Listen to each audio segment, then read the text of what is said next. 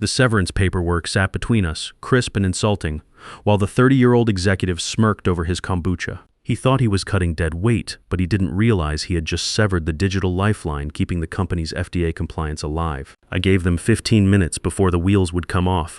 My name is Harold Morrison, and at 53 years old, I thought I'd seen enough corporate stupidity to last a lifetime. After 18 years keeping Precision Medical's manufacturing systems running and 6 years in the Air Force before that, I figured I'd earned the right to coast into retirement with some dignity. I was wrong. The silence in the conference room was thick, broken only by Jerome Walsh's pen tapping against the polished table. He wasn't even looking at me. He was staring out the window, pretending to have some deep executive burden he hadn't earned. "So, Harold," Jerome said, finally turning toward me. His eyes had that glazed-over confidence of someone who's never had to worry about medical bills. "We feel we're at a crossroads here." I sat perfectly still, my hands folded in my lap. My heart was hammering, but I kept my voice steady, the same voice I used when the autoclave systems failed in 2021. The same voice I used when FDA inspectors showed up unannounced last spring. It was the voice of the person who fixes things. "I'm not sure I follow Jerome." Jerome sighed, a theatrical exhale that fluttered the paperwork Nicole Stevens had slid across the table. Nicole couldn't look at me. She was studying a scratch on the table, her face red with shame. "It's about velocity," Jerome said, leaning forward. He was wearing a Patagonia vest over a t-shirt that probably cost more than my truck payment. "Precision Medical is pivoting to Industry 4.0. We need smart manufacturing. We need AI-driven optimization. And frankly, Harold, your methodology is traditional. It's legacy." He said legacy like it was a disease. "My methodology," I said slowly, "passed the last 3 FDA audits without a single violation. My systems are currently processing 12,000 device serializations per day with 0 errors." Jerome waved his hand like he was swatting a fly. "That's exactly the point.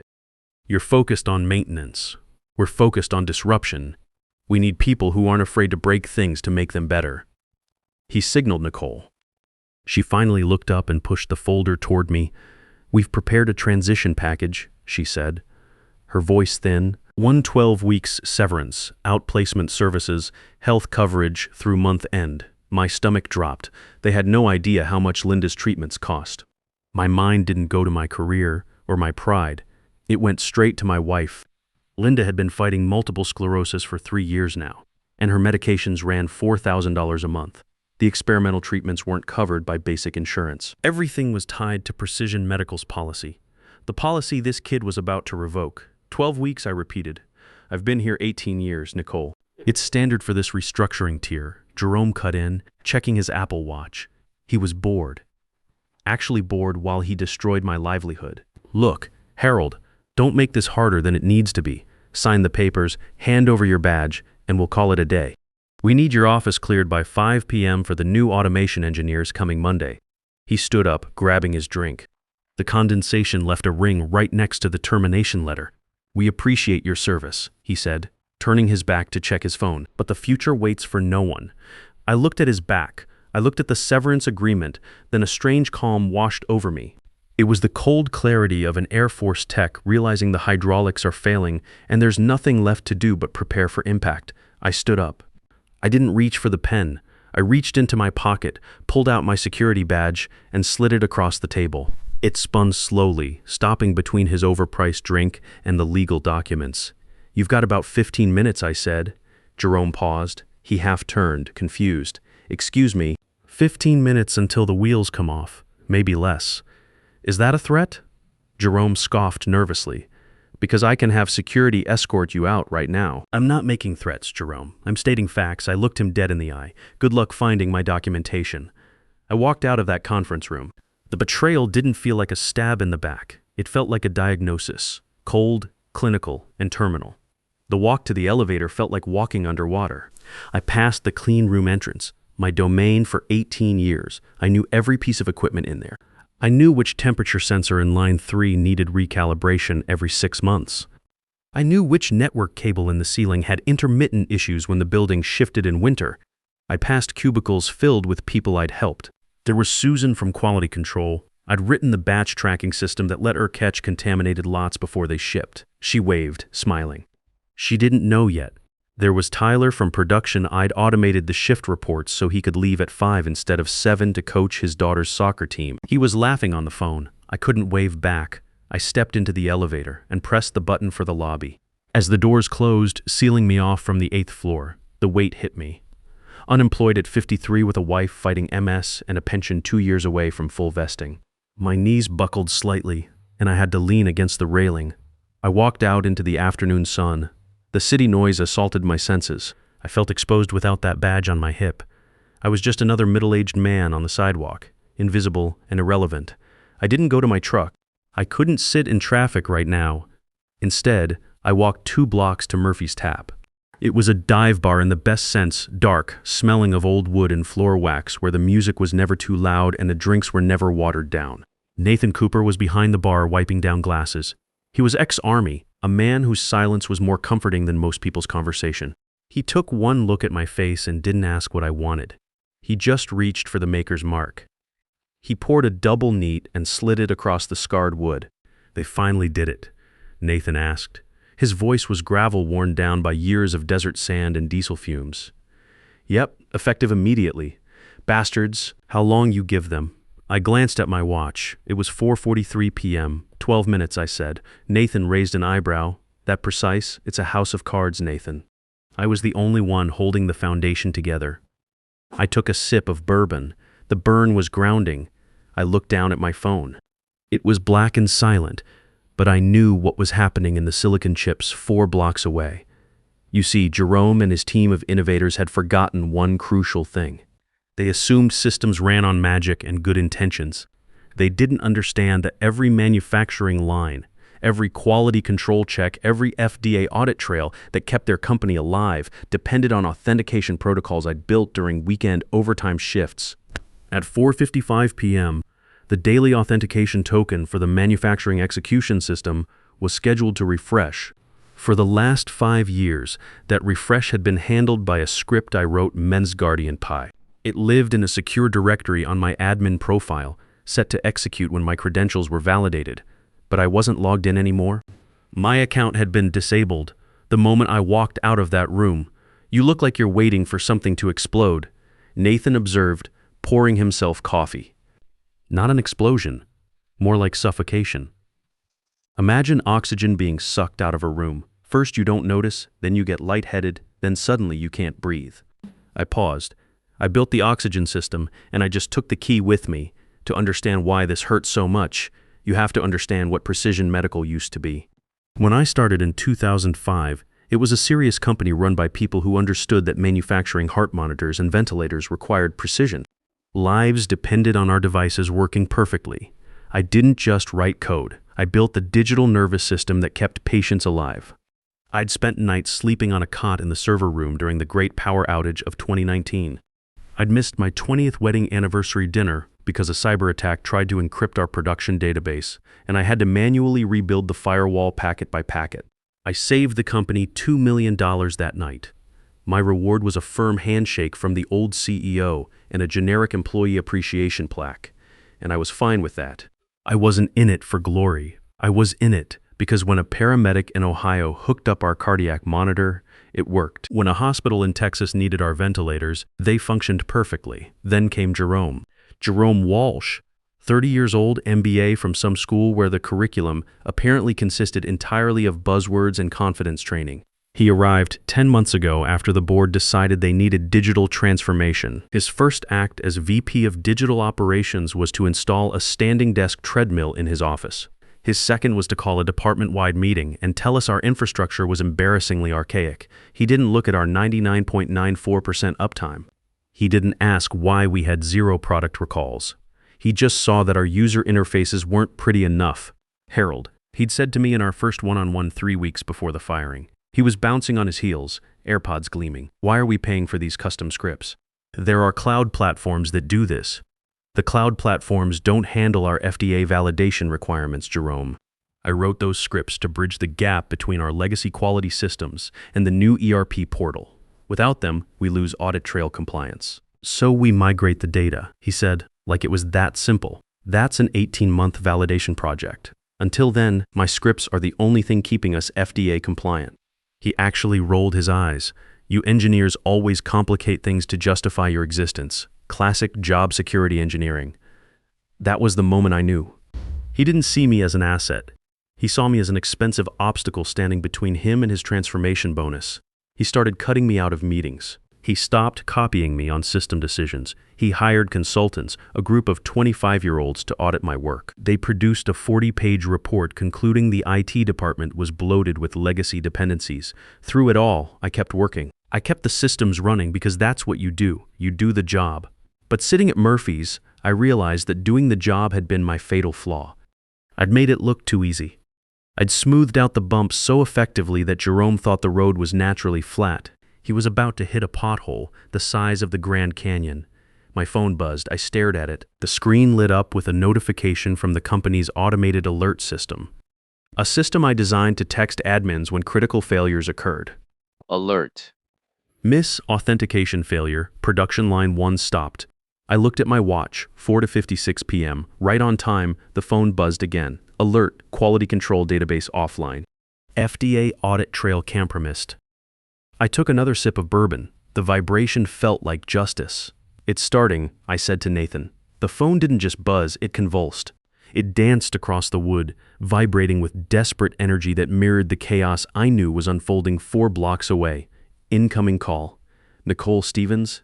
Incoming call. Jerome Walsh. Text from Tyler Production. Harold, everything's red on the boards. You seeing this? Text from Jerome. Need you to call me ASAP emergency. You gonna answer? Nathan asked, eyeing the device like a live grenade. Nope, I'm not on the payroll anymore. I'm just a guy having a drink. I flipped the phone face down. The vibration continued, but I ignored it. Instead, I pulled a small notebook from my jacket pocket. Old Air Force habit, always keep a log. I opened it to today's date and uncapped my pen. 4:56 p.m. minus MES authentication failure, initiated 5:05 p.m. Estimated cascade to quality control systems 5:30 p.m. Production lines will lose FDA compliant status. I was writing my career's obituary, but also Jerome's reputation's death certificate. I finished my drink, paid Nathan with a $20 bill, and told him to keep the change. If anyone comes looking for me, you haven't seen me since Tuesday. Nathan nodded. Go home, Harold. Get some sleep. I walked to my F-150, drove slow through traffic, listening to classic rock while my phone continued vibrating like a trapped insect. The radio was playing some old Eagles song about taking it easy, and for the first time in months, I actually felt like I could. When I got home, the house was quiet. It was a modest ranch Linda and I bought 22 years ago. The mortgage was almost paid off, but we'd refinanced twice for medical bills. Linda was resting on the couch, a blanket pulled to her chin. MS fatigue hit her hard in the afternoons. I kissed her forehead gently. She stirred but didn't wake. Her medication schedule was posted on the refrigerator, a complex chart of pills and injection times that cost more than most people's rent. The sight of that schedule made my jaw clench. Jerome had no idea what he'd just done to my family. I walked into my study and went straight to the fireproof safe. I dialed the combination and pulled out my employment contract from 2005. I needed to be sure. I flipped to page 12, section 7, subsection C, intellectual property rights regarding personal development tools. Any automated scripts, utilities, or software tools created by the employee for workflow optimization, developed outside core business hours, without proprietary company resources, shall remain employee property. Company granted non-exclusive license during active employment term only. I'd written that clause myself after seeing other companies steal employee innovations. When I signed with precision, the old legal counsel had laughed, planning to invent the next Microsoft Herald, just protecting my toolkit. I looked at my file cabinet full of documentation. I had logs of every weekend hour spent coding. Timestamps showing 2 a.m. on Saturdays, 11 p.m. on Sundays. Git commit histories proving development on my personal laptop using open source libraries. I wasn't just an ex-employee, I was a landlord who just evicted a tenant. My phone chimed with a priority text from Michael, my son. Dad, insurance card declined at campus pharmacy. Can't get refill. Call me. The calm evaporated. They'd cut benefits already. Someone in HR had terminated the policy immediately instead of waiting for month end. I called the pharmacy. Put it on my personal card, Shell. I'll sort the insurance later. Everything okay, Mr. Morrison? Everything's fine? Just a system glitch. After hanging up, I looked at the 52 text messages from Precision Medical. The panic was palpable. Jerome, Harold, pick up. This isn't funny, Jerome. Whole production floor is down. FDA inspector arrives tomorrow. Nicole, please call back. Board asking questions. Tyler. Dude, whatever happened? They're freaking out upstairs. I smiled. A cold, mirthless smile. Call them, I whispered to the empty room. I didn't sleep well that night. Not from worry, from adrenaline. It was the feeling before combat operations in Afghanistan. The satisfaction of a plan executed flawlessly. I woke at 6 a.m., made coffee, and sat on my back porch. The sunrise painted the sky in soft colors, contrasting with the digital apocalypse raging downtown. Linda joined me, wrapped in her favorite robe. Despite the MS, she moved with determination. It was one of the things I'd always loved about her. You're up early, she said, settling beside me. Couldn't sleep. Something happened at work. She sipped her coffee. After 25 years of marriage, she could read my moods like weather patterns. They let you go, she said. It wasn't a question. The insurance, I'm handling it. How bad is it going to get? I looked at her, the woman who'd stood by me through 4 deployments and 3 job changes, who was fighting MS with more grace than I'd ever shown fighting corporate politics. It's going to get very bad for them, but we're going to be fine. At 7 a.m. sharp, my phone rang. Unknown number, DC area code, probably corporate lawyers. I let it ring. At 7:15, it rang again. Same number. At 7:30, Jerome called. Linda raised an eyebrow. Sounds like someone needs you. I swiped to answer. Hello, Harold? Jerome's voice was high-pitched, stripped of its cool veneer. I could hear shouting in the background. Where have you been? I've been calling all night. I'm unemployed, Jerome. I was sleeping in. That's what us legacy folks do. Cut the crap. What did you do? The entire production floor is down. We can't ship anything. We're bleeding $98,000 an hour. I didn't do anything, Jerome. Don't lie. It worked yesterday morning, you left, and 3 hours later everything crashed. You planted a logic bomb. Pull the logs. Check them thoroughly. You won't find malicious code. You won't find a virus. Then why isn't it working? Because the MES Guardian script failed to authenticate. The automation that handles token exchange between your quality systems and the production database. Pause. The what? The script, Jerome? It runs every afternoon at 4:55. It requires valid user credentials. My credentials, which you disabled. So fix it. Share the password. My account was terminated. Remember, effective immediately. Then I'll reinstate you. Temporary contractor status. Just come in and fix it. No, excuse me? I said, no, I'm not coming in, Jerome. Linda squeezed my hand, understanding exactly what was happening. Listen. Jerome's voice dropped, trying to sound menacing, but landing somewhere near petulant. If you don't fix this, I'll sue you for sabotage. You want to talk about property? Those scripts aren't company property, Jerome. They're mine. What, you wrote them at work? Check my contract. Section 7C. Personal development tools created without company resources remain employee property. I licensed them to Precision during my employment. I paused for effect. You terminated me. License expired. Long silence, you're bluffing. Ask legal. And Jerome, you mentioned legacy systems in the meeting. Those scripts were legacy. You got exactly what you wanted, fully streamlined. Harold, please. You have about 90 minutes before the FDA compliance database locks into read-only mode. If that happens, you can't ship a single device until you restore from tape backups. That takes 4 days. How do I stop it? You don't. You're VP of Digital Operations. Operate digitally. I hung up. Linda was grinning. That was beautiful. It's not over yet. By noon, it was on the news. We sat watching CNBC. Precision Medical Corp down 18% after production halt. FDA compliance systems reportedly compromised. Company claims technical difficulties, but sources suggest critical system failure. The ticker scrolled across the bottom. Prec 4-time 2-minute market cap loss in morning trading. My phone had been ringing constantly. I'd retained Malcolm Foster, an old Air Force buddy specializing in employment law. Harold. Malcolm called at 2 p.m. This contract is rock solid, but they're threatening emergency injunction. Stocks in free fall. Let it fall. Board of Directors wants to negotiate. That's when Nicole called. Harold, please don't hang up. I'm here, Nicole. The board is meeting in an hour. They want you on a conference call. As what? As a consultant, Jerome is struggling to explain the technical details. Chairman asked for you specifically. I looked at Linda, who was following every word. She nodded.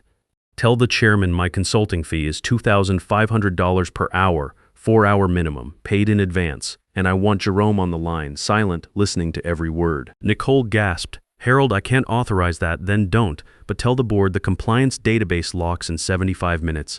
Once it does, unlocking requires full restoration. That's 4 days minimum, assuming no data corruption. 4 days.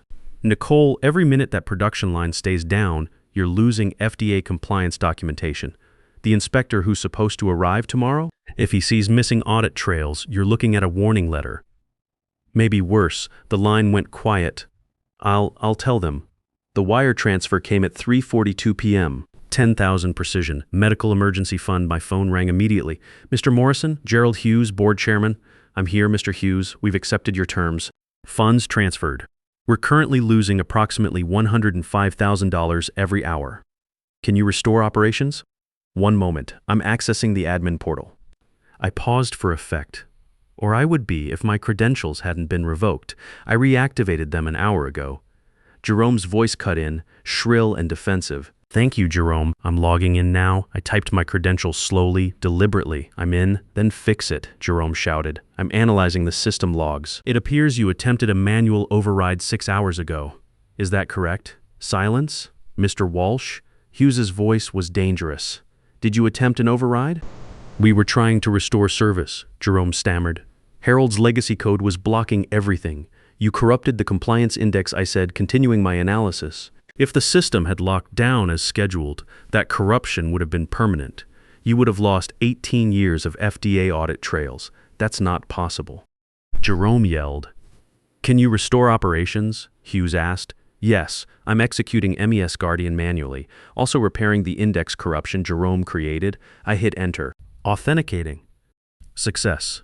Token refreshed.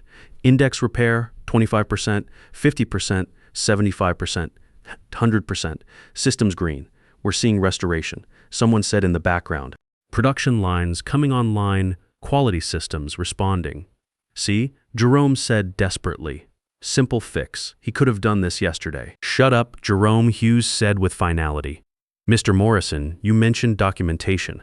Mr. Walsh claims none existed. I just emailed you 180 pages of operational procedures.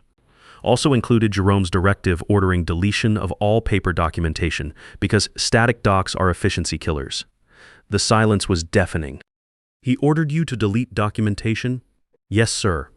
When I objected, he threatened disciplinary action for resisting digital transformation initiatives. Mr. Morrison, thank you. The board will review these materials immediately. One more thing. My consulting contract includes ownership clauses. The scripts I just executed belong to me. For continued use, you need a licensing agreement. You can't do that. Jerome screamed, that's extortion. That's capitalism, Jerome. Check Section 7C of my employment contract. Draft the agreement, Hughes said instantly. Standard enterprise rates. We'll have legal review this afternoon. And Jerome, I could almost hear Hughes's cold smile through the phone. Clear out your office. Security will escort you. I hung up. Linda was watching from the kitchen doorway, a proud smile on her face. How does it feel? She asked. Like justice.